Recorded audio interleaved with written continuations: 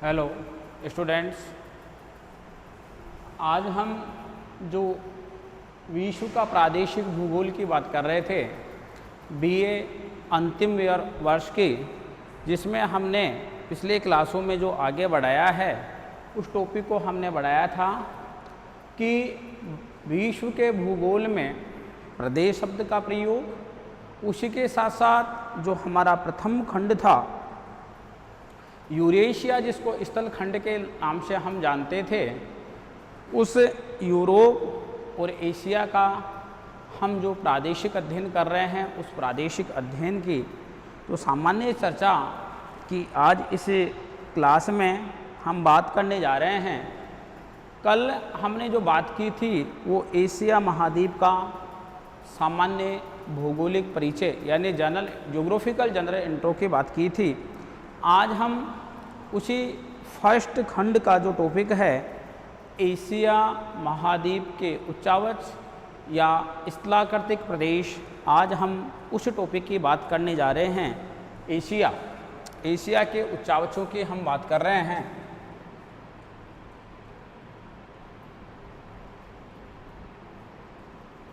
Asia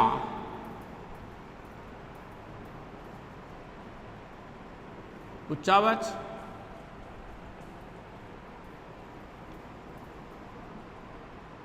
इन्हीं उच्चावचों को हम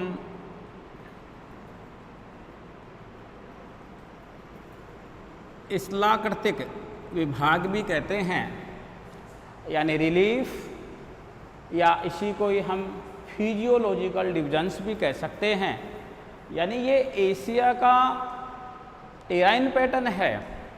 एशिया का हम जिसकी बात कर रहे हैं वो हम बात कर रहे हैं टेराइन पैटर्न की, जो इसका यहाँ का स्थलाकृतियों के बारे में हमारे को जानकारी उपलब्ध करवाता है। मुख्य रूप से हम बात करें, हमने ये कहा था कि एशिया एक विशाल महाद्वीप है। हमने विशालता का जो एशिया को दर्जा दिया था वो हमने दो आधार पर दिया था।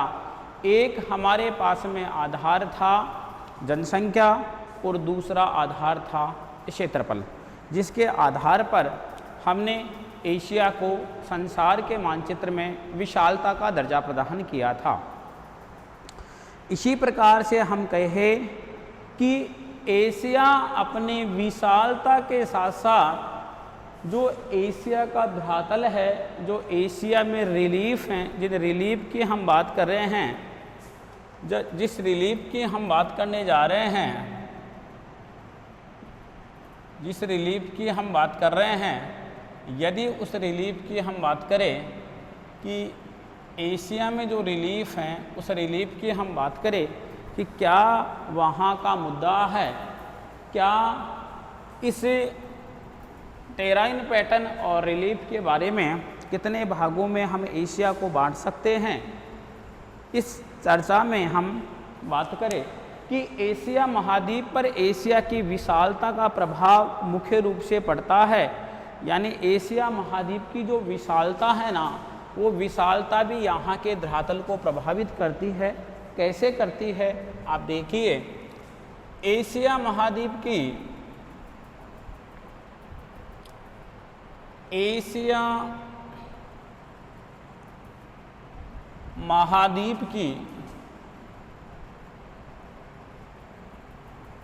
विशालता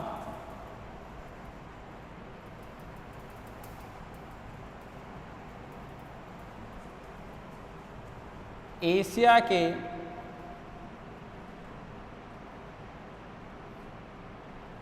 धरातल को प्रभावित करती है।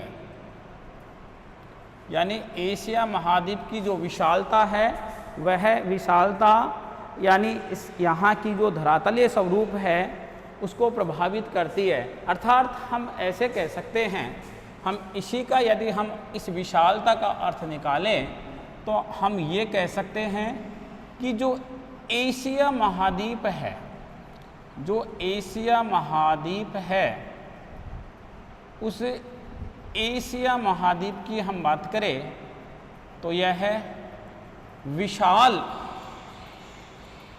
या विस्तृत क्षेत्र में, विशाल या विस्तृत क्षेत्र में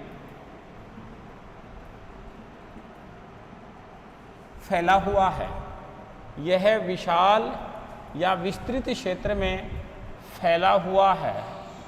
कैसे हम इसकी जानकारी प्राप्त करें कि ये विस्तृत भाग में फैला हुआ है, ये विशाल भाग में फैला हुआ है? मुख्य रूप से हम डायरेक्शन की बात करें और जिस फिजिकल डिविजन्स की हम बात कर रहे हैं, जिस फिजिकल डिविजन्स की हम बात कर रहे हैं, उस डिविजन्स का मानचित्र हमारे सामने उपलब्ध है। मैं मुख्य रूप से बात करूं, एशिया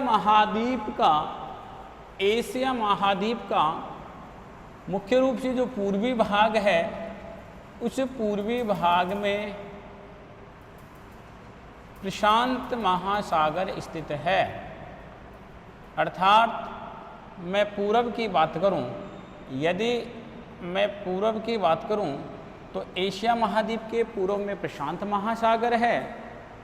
एशिया महाद्वीप के मैं पश्चिम की बात करूं तो एशिया महाद्वीप के पश्चिम में मुख्य रूप से कौन सी पर्वतमाला है? यूराल पर्वत है। यदि मैं एशिया महाद्वीप के उत्तर की बात करूं, जिसमें फिजिकल डिविजन्स की बात करने जा रहा हूं आपसे, इसके उत्तर में जो सागर है, उस महासागर का नाम है आर्कटिक महासागर। ठीक है। इस एशिया महाद्वीप के मैं दक्षिण और मैं दक्षिण पूर्व की बात करूं, दक्षिण और मैं दक्षिण पूर्व की बात करूं तो यहाँ पर है, इस जगह पर है मध्यवर्ती पर्वत एवं पठार क्रम। यानी आप उत्तर में चलिए तो आप उत्तर में चलेंगे मुख्य रूप से, तो उत्तर में जब हम चल रहे हैं तो उत्तर में आर्कटिक महासागर है, हम दक्षिण में और पूरब में आ रहे हैं, दक्षिण और पूरब दोनों दिशाओं में आ रहे हैं तो मध्यवर्ती पर्वत और पठार क्रम है। यदि हम पश्चिम में आ रहे हैं तो यूराल पर्वतमाला है। यदि हम पूरब में जा रहे हैं तो पैसिफिक ओशन, प्रशांत महासागर है। मुख्य रूप से हम बात करें तो इसकी विशालता का पता हम ये लगा सकते हैं कि एशिया महाद्वीप संसार में क्षेत्रफल की दृष्टि से प्रथम स्थान रखने वाला महाद्वीप है, जिसकी चर्चा हमने कल की क्लास में की थी। मैंने यहाँ पर एक डाटा मेंशन किया था कल की क्लास में, और यह बताया था क्लास में कि एशिया महाद्वीप जो विश्व है, विश्व का 33%, 33% जो क्षेत्रफल है, वह 33 जो % क्षेत्रफल है वह अपने पास में रखता है।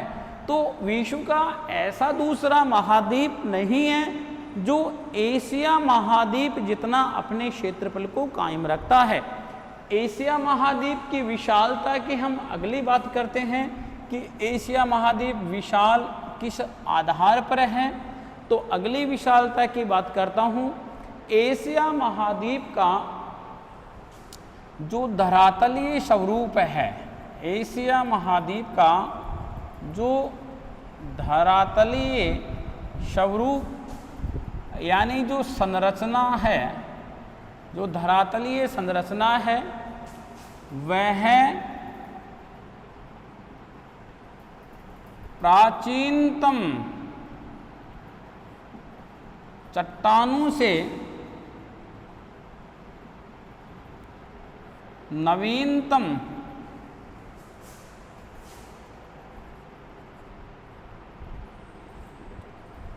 धरातलीय स्वरूप, एशिया महाद्वीप का जो धरातलीय स्वरूप या संरचना है वो प्राचीनतम चट्टानों से नवीनतम चट्टानों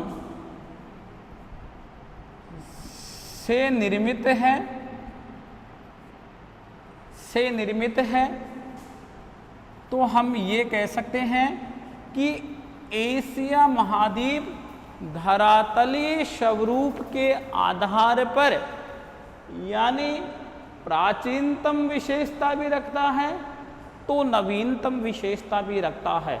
मुख्य रूप से हम बात करें कि वह प्राचीनतम विशेषताएं धरातलीय स्वरूप, धरातलीय संरचना, धरातलीय बनावट के आधार पर वह कौन सी वो संरचनाएं हैं, कौन से वह स्वरूप है जिसके आधार पर एशिया महाद्वीप संसार के मानचित्र में अपने विशालता को कायम किए हुए है, यानी अपनी विशालता को कायम किए हुए हैं। मुख्य रूप से तो हम बात करते हैं कि एशिया महाद्वीप, मैं बात कर रहा हूं एशिया महाद्वीप की। एशिया महाद्वीप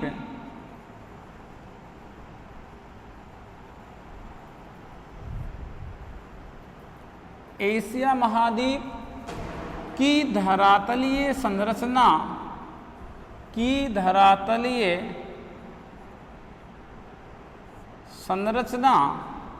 में प्राचीनतम, धरातलीय संरचना में प्राचीनतम चट्टानों का योगदान, प्राचीनतम चट्टानों का योगदान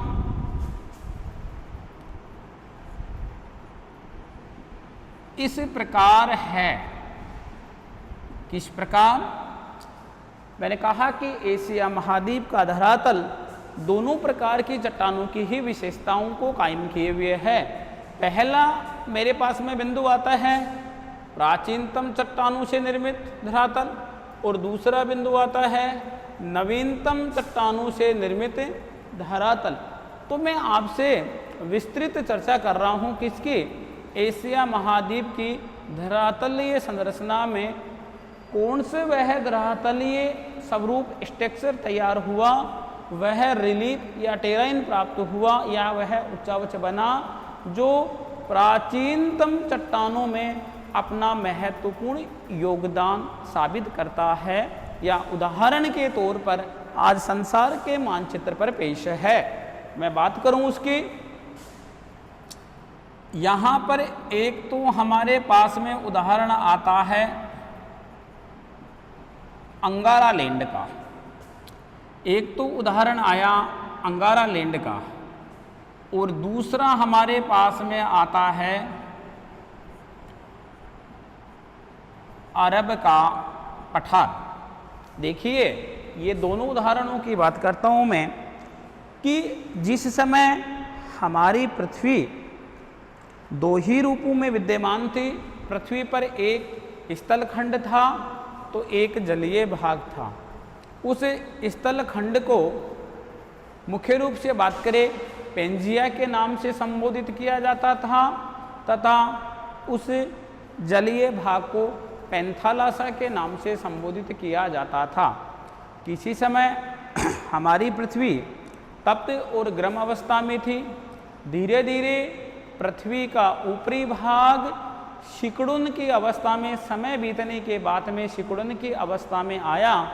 यदि मैं आपको समझाना चाहूँ तो मुख्य रूप से यह पृथ्वी का ऊपरी भाग है और यह पृथ्वी का ऊपरी भाग तप्त और गर्म अवस्था में है। तो धीरे धीरे जैसे जैसे समय व्यतीत होता गया, इस समय व्यतीत होने के साथ साथ पृथ्वी के ऊपरी भाग में संकुचन पैदा हुआ। जब वह संकुचन पैदा होता है तो पृथ्वी का कुछ भाग नीचे की ओर धंसा और कुछ भाग अपने स्थान पर यथावत कायम रहा। जो यथावत कायम रहा वह लिथोस्फीयर यानी स्थल मंडल के रूप में, यानी महाद्वीपों का निर्माण हुआ, कॉन्टिनेंटल का निर्माण हुआ, कॉन्टिनेंट का निर्माण हुआ। और जो भाग नीचे धंस गया जिस भाग में धीरे धीरे सामान्य धरातल से जिसका लेवल नीचे था, उस भाग में धीरे धीरे जाकर के पानी इकट्ठा होता गया और उसमें विशाल जल राशि इकट्ठा हो गई। उस भाग को हमने महासागरों के नाम से संबोधित किया। तो इसी प्रकार से मैं ये कह सकता हूँ कि एशिया महाद्वीप की जो धरातलीय संरचना में जिन प्राचीनतम चट्टानों का योगदान है, उन चट्टानों का योगदान इस प्रकार से है कि यदि मैं आपकी साधारण सी भाषा में इस शब्दावली को मैं व्याख्या सहित पेश करना चाहूँ तो मैं ऐसे कह सकता हूँ कि एशिया महाद्वीप को हम 5 भौतिक प्रदेशों में विभाजित करते हैं। उन 5 भौतिक प्रदेशों में सबसे जो प्राचीनतम जो भौतिक प्रदेश है, तो प्राचीनतम वह भौतिक प्रदेश होगा जिसका निर्माण सबसे पहले हुआ है, यानी समय जिसमें काफ़ी लंबे समय पहले से उसका निर्माण हुआ है। तो उनमें मैं मुख्य रूप से आपसे बात करूं, एक तो प्राचीनतम चट्टानों से बना हुआ भाग था अंगारा लैंड और दूसरा भाग था अरब का पठार, अरेबियन प्लेटू। यदि जब वह पेंजिया 2 भागों में टूटा तो उससे बना एक अंगारा लैंड, दूसरा बना गोंडवाना लैंड। उसी में अंगारा लैंड की बात कर रहा हूँ, जिस के बारे में आज हम एशिया महाद्वीप का जो सरफेस स्ट्रक्चर, जो धरातलीय संरचना के बारे में हम बात कर रहे हैं कि प्राचीनतम चट्टानों से बना है। हाँ, बना है, इस चीज़ के लिए हम नकार नहीं सकते, लेकिन उदाहरण के साथ हमारे पास में यह है कि एक तो अंगारा लैंड वाला भाग, जिसको अभी हम व्याख्या सहित पढ़ेंगे, यानी मध्य साइबेरियन पठारी प्रदेश, वह इस डायग्राम में अभी मेंशन के साथ में हम पढ़ेंगे कि यहाँ पर यह व्याख्या सहित हमारे पास में पेश होगा। और यदि मैं एशिया महाद्वीप का जो धरातलीय संरचना में जो मैं नवीनतम चट्टानों का योगदान की बात करूं तो इस प्रकार से है। एशिया महाद्वीप की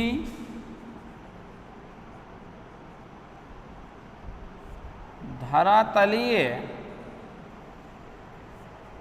संरचना में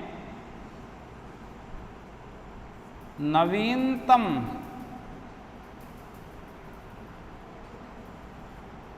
चट्टानों का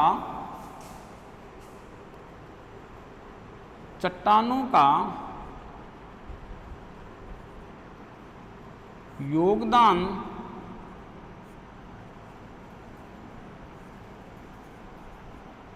यानी नवीनतम चट्टानों का योगदान इस प्रकार से है। यानी किस प्रकार से है, देखिए,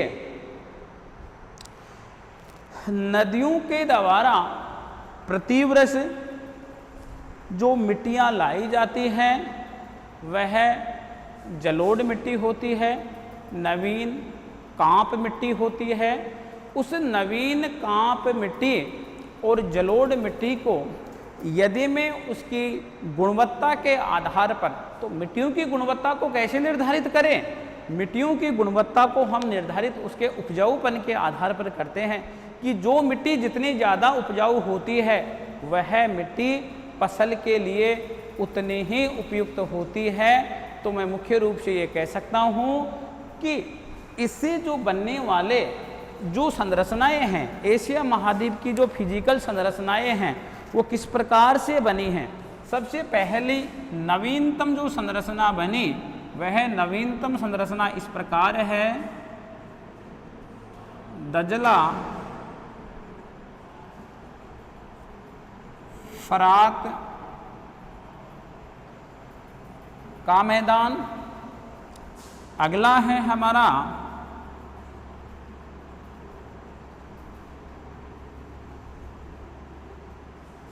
गंगा सिंधु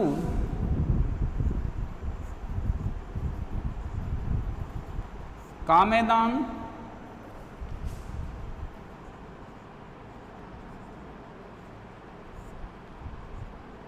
इरावदी का मैदान। इसके अलावा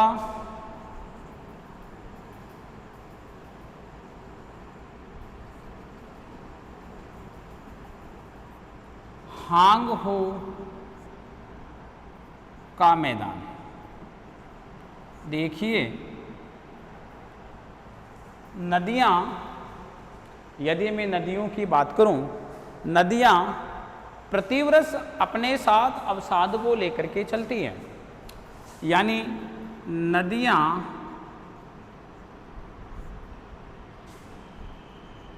प्रतिवर्ष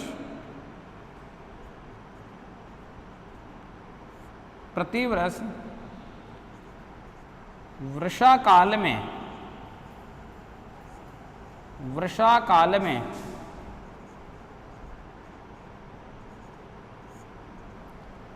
अवसाद का प्रवाह करती है। जब नदियाँ प्रति वर्षा काल में अवसाद का प्रवाह करती हैं, जब अवसाद का प्रवाह करती हैं तो नदियाँ अवसाद, देखिए यहाँ पर अवसाद का जब प्रवाह करती हैं, जिसको मैं आपकी सामान्य भाषा में कह सकता हूँ मलबा, लेकिन मैं ज्योग्राफी की भाषा में इस नाम से संबोधित नहीं कर सकता। मैं ज्योग्राफी की भाषा में तो मैं अवसाद ही बोलूँगा। जब अवसाद को लेकर के चलती हैं तो नदियाँ क्या करती हैं? नदियाँ सबसे पहले इरोजनल प्रोसेस करती हैं। इरोजनल प्रोसेस करने के बाद में डिपोजिशन प्रोसेस करती हैं। मुख्य रूप से मैं बात करूं कि जब इरोजनल प्रोसेस और डिपोजिशन प्रोसेस करती हैं तो नदी की एज के आधार पर 3 फेज होते हैं, 3 अवस्थाएं होती हैं। जब 3 अवस्थाएं होती हैं तो सबसे पहले नदी अपने कौन सी अवस्था में होती है? जब नदियों की मैं बात करूं कि नदियां अपनी शेषवा अवस्था में होती है। शेषवा अवस्था के बाद में नदी किशोरा अवस्था में होती है। किशोरा अवस्था के बाद में नदी मुख्य रूप से वृद्धावस्था में होती है, यानी ओल्ड एज में होती है, वृद्धावस्था में होती है। वृद्धावस्था में जब होती है, यानी यहाँ पर नदी क्या करती है? यहाँ पर नदी अपने आसपास वाले क्षेत्र से, अपने प्रवाह क्षेत्र से किसको बटोरती है? पानी को बटोरती है। जब नदी अपने आसपास वाले क्षेत्र से पानी को बटोरती है, पानी को इकट्ठा करती है, एक धारा के रूप में बहना नदी प्रारंभ हो जाती है। उसके बाद में नदी अपने मेच्योर अवस्था में आती है, अपने किशोरावस्था में आती है। जब नदी अपने किशोरावस्था में आती है तो नदी में जो पानी का फ्लो होता है वो काफ़ी फास्ट होता है, काफ़ी तेज होता है। क्योंकि मैं मुख्य रूप से बात करूं नदी के प्रवाह क्षेत्र की, तो नदी के प्रवाह क्षेत्र को मैं संबोधित करूंगा तो मेरे पास में शब्दावली आएगी कि मुख्य नदी और सहायक नदियों के द्वारा जितने क्षेत्र से, यानी जो पानी का प्रवाह होता है, यानी जितने क्षेत्र से जो पानी आता है उस क्षेत्र को मैं उस नदी का प्रवाह क्षेत्र कहूँगा। मुख्य रूप से बात करें तो इस अवस्था में नदी अपने मेच्योर अवस्था में होती है। मैं आपसे बात करूँ वृद्धावस्था, यदि मैं वृद्धावस्था की बात करूँ तो जो ओल्ड एज होती है उस ओल्ड एज में नदी के पास में इतना मलबा, इतना अवसाद होता है कि नदी उसको लेकर के चलने में सक्षम नहीं होती है। मीन्स लेकर के चलने में सक्षम क्यों नहीं होती है? मीन्स इसलिए नहीं होती है कि नदी में धीरे धीरे पानी की मात्रा कम हो जाती है। जब नदी में पानी की मात्रा कम हो जाती है तो नदी क्या करती है? नदी यह करती है कि अपने साथ जिस अवसाद को लेकर के चल रही थी नदी, उस अवसाद को अपने पास वाले क्षेत्र में क्या करती है? जमा कर देती है, जमा करने लग जाती है उस अपने प्रवाह में, अपने बॉटम वाले भाग में, जहाँ पर ग्रत होते हैं, जहाँ पर खड्डे वाला क्षेत्र थोड़ा यानी डाउन वाला क्षेत्र होता है, जहाँ पर डाउन वार्ड होता है, वहाँ पर नदी उस अवसाद को जमा करने लग जाती है। तो मैं उस अवसाद की बात कर रहा हूँ कि एशिया महाद्वीप की धरातलीय संरचना की मैं बात करूं तो एशिया महाद्वीप की धरातलीय संरचना में नवीनतम चट्टानों का योगदान इस प्रकार से है कि उससे जो बनने वाले मैदान है वो दजला और फरात का मैदान बना, गंगा और सिंधु का मैदान बना, इरावदी का मैदान बना, हांग हो जो चीन की नदी है उसका मैदान बना। तो एशिया महाद्वीप की धरातलीय में संरचना की बात करूं तो एशिया महाद्वीप की धरातलीय संरचना में नवीनतम चट्टानों का और प्राचीनतम चट्टानों का, दोनों प्रकार की चट्टानों का योगदान होता है या योगदान है। इस कारण से आज एशिया महाद्वीप धरातलीय स्वरूप के आधार पर अपनी विशालता को, अपनी विविधता को कायम किए हुए है। यदि मैं उपर्युक्त का मतलब जिनका मैं जिक्र कर चुका हूं, ये ऊपर में जिक्र कर चुका हूं, उपर्युक्त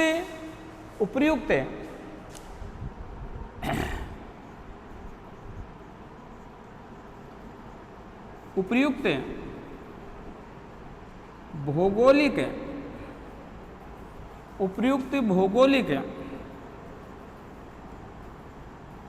विशेषताओं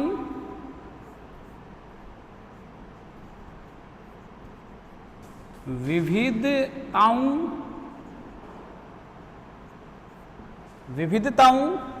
उपर्युक्त भौगोलिक, उपर्युक्त का मतलब ऊपर, जिनका मैं उक्त का वर्णन कर चुका हूं, मैं उन उपर्युक्त की बात करने जा रहा हूं आपसे। उपर्युक्त भौगोलिक विशेषताओं, विविधताओं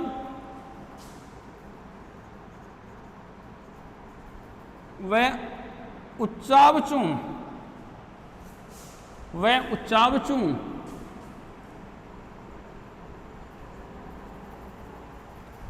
के आधार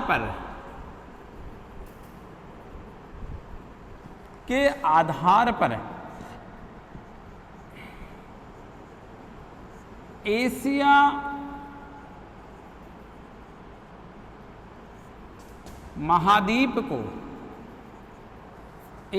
महाद्वीप को 5 भौतिक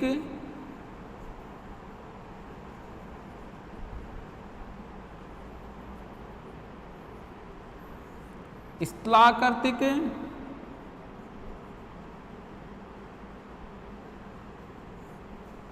विभागों में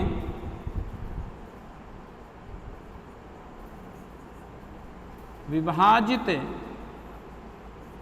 किया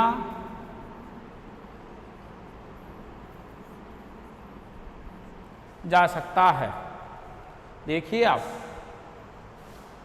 बात करें कि एशिया महाद्वीप विशाल है, धरातल, एशिया महाद्वीप की विशालता धरातल को प्रभावित करती है, मानते हैं करती है, क्योंकि इसका वर्णन हमने यहाँ पर किया है।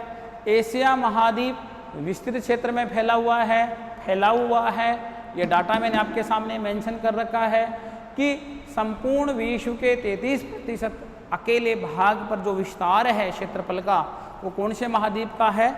वह एशिया महाद्वीप का ही विस्तार है। मुख्य रूप से हम बात करें धरातलीय में, हम संरचना की बात करें, जो यहाँ का फिजियोलॉजिकल जो स्ट्रक्चर है उसकी मैं बात करूँ तो एशिया महाद्वीप 2 प्रकार की यानी चट्टानों के द्वारा बना हुआ है, 2 प्रकार के स्थलखंडों के द्वारा बना हुआ है, जिसको मैंने डार्क कर रखा है, डार्क लाइनों से शो कर रखा। देखिए, प्राचीनतम चट्टानें और नवीनतम चट्टानें, इन 2 प्रकार की चट्टानों के द्वारा बना हुआ है। उनके उदाहरण हमारे सामने हैं, यानी प्राचीनतम चट्टानों से बने हुए एशिया महाद्वीप के भूभाग, एक अंगारा लैंड है। अंगारा लैंड को मैंने परिभाषित करके आपको बताया कि सर्वप्रथम जो हमारी पृथ्वी थी ये एक ही स्थलखंड के रूप में थी, जिसको हम पेंजिया के नाम से संबोधित करते थे, जाना जाता था। पेंजिया का जो विभाजन हुआ वह 2 भागों में हुआ, एक अंगारा लैंड के रूप में हुआ, दूसरा गोंडवाना लैंड के रूप में हुआ। मैं उसी ही अंगारा लैंड की बात कर रहा हूँ जो पेंजिया दो भागों में विभाजित हुआ था, जो उत्तर की ओर का स्थल